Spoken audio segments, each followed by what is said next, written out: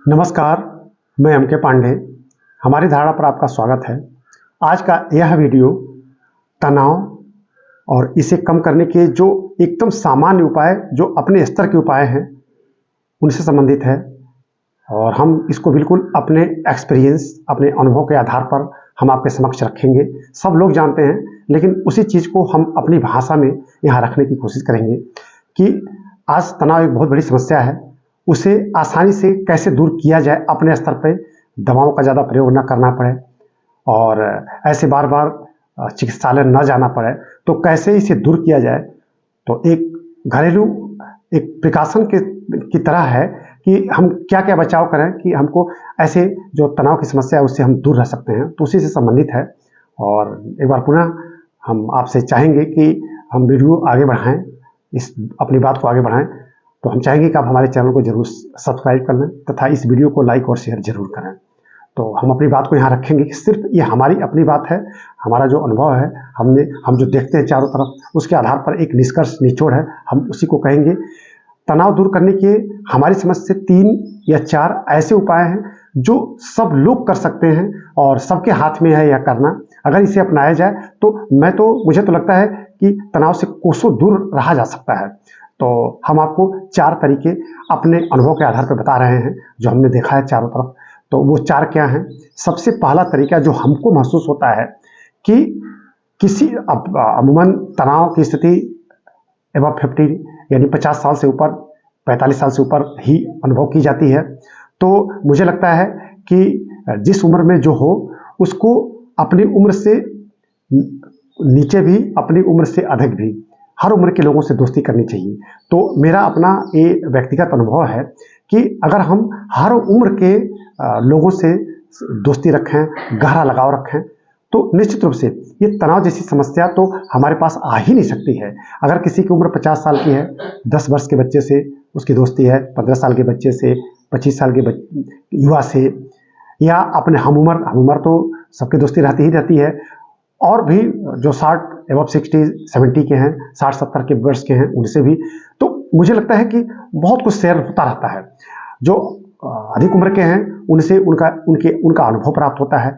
जो बच्चे हैं, जो शरारत करते हैं, उनके जो नटखट स्वरूप हैं, उनकी जो शरारत है, उनसे बहुत कुछ सीखने को मिलता है और मन जो है बड़ा उनसे सक्रिय बना रहता है।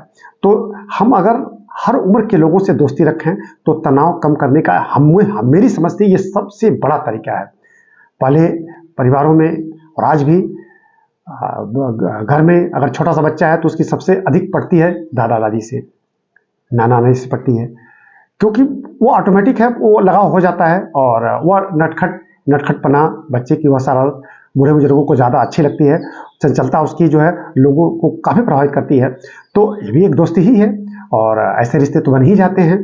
तो अगर हर उम्र के लोगों से हम दोस्ती रखें तो निश्चित रूप से उसका बहुत बड़ा असर पड़ता है, बड़े स्तर पर उसका लाभ मिलता है। तो मेरी यह अपनी सोच है और हमारी अपनी धारणा है कि हम केवल अपने उम्र के लोगों से ही न दोस्ती रखें, हम अपने समकक्ष लोगों से ही न शेयर करें, वरन उम्र से ज़्यादा भी, उम्र से बहुत कम ऐसे युवाओं, बच्चों से भी गहरा लगाव रखें। तो इससे तनाव दूर करने में या तनाव से दूर रहने में बहुत अधिक लाभ मिलता है। यह हम अपना व्यक्तिगत अनुभव बता रहे हैं। दूसरा जो मुझे लगता है कि दूसरे नंबर पर हम जिसको रखते हैं वो ये कि हम दिन भर सक्रिय रहें, हम खाली न बैठें, दिन भर कुछ न कुछ करते रहें। और वैसे भी हमारा वेद भी कहता है, हमारी सनातनी परंपरा है वह कर्म प्रधान है, कि सतत हम श्रम करते रहें।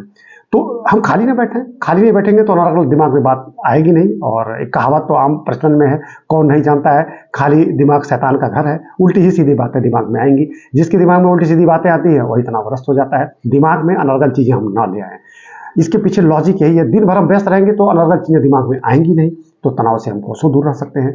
तो ये दो चीज़ें मेरी समझ से सबसे अधिक आवश्यक हैं।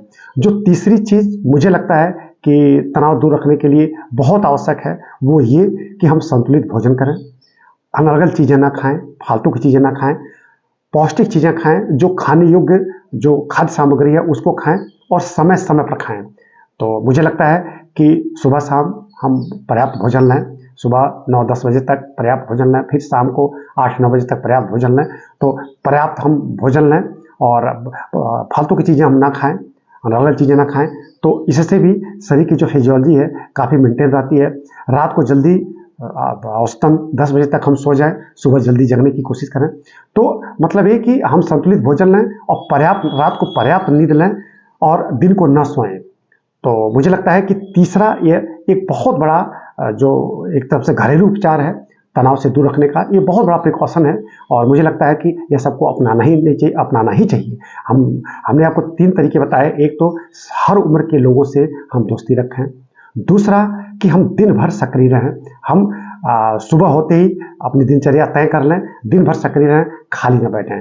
तीसरा हमने आपको बताया कि संतुलित भोजन लें और रात को गहरी नींद लें और एकदम डीप स्लीप में रहें। गहरी नींद और पर्याप्त नींद लें, इससे भी तनाव को काफ़ी हद तक दूर किया जा सकता है। अब तनाव है क्या? तनाव बस दिमाग में नकारात्मक भाव, दिमाग में जिसकी जितना ही नकारात्मक भाव होता चला जाता है उसकी दुनिया ही अलग होती चली जाती है, वही तनाव है। और निश्चित रूप से इसका सीधा सीधा हार्मोनल इफेक्ट, जैसा हम मनोमस्तिष्क में जैसी क्रिया पद्धति चलेगी, जो कुछ भी विचार उल्टे सीधे आएंगे उसी के अनुसार हार्मोन्स का स्रावण होता है, शरीर उसी के अनुसार एक्टिव या क्रिया प्रतिक्रिया करती रहती है। तो तनाव कुछ है नहीं, वो मानसिक विकार है और इसे आसानी से दूर किया जा सकता है, इससे दूर रहा जा सकता है। तो हमने आपको बड़े 3 बहुत ही सरल उपाय बताए। अगर इन पे कायम रहा जाए तो निश्चित रूप से तनाव से हम काफ़ी हद तक दूर रह सकते हैं। बाकी इसके न जाने कितने उपचार हैं, इसके एलोपैथ में दुनिया भर के उपचार हैं, आयुर्वेद में दुनिया भर के उपचार हैं। तो हम उपचार पर हम ज़्यादा ध्यान न केंद्रित करें। हम यह ना सोचें कि तनाव हो गया है तो ये किया जाए, वो किया जाए, ये गोली खाई जाए, वह मेडिसिन ली जाए, वो दूसरी चीज़ है। मेरे कहने का कुल मतलब ये है कि अगर हम अपने को इस 3 प्रक्रियाओं में रखें तो निश्चित रूप से हम तनाव से कोसों दूर रह सकते हैं। चौथा जो हमको समझ में आता है वो ये कि हम खूब प्रसन्न रहें।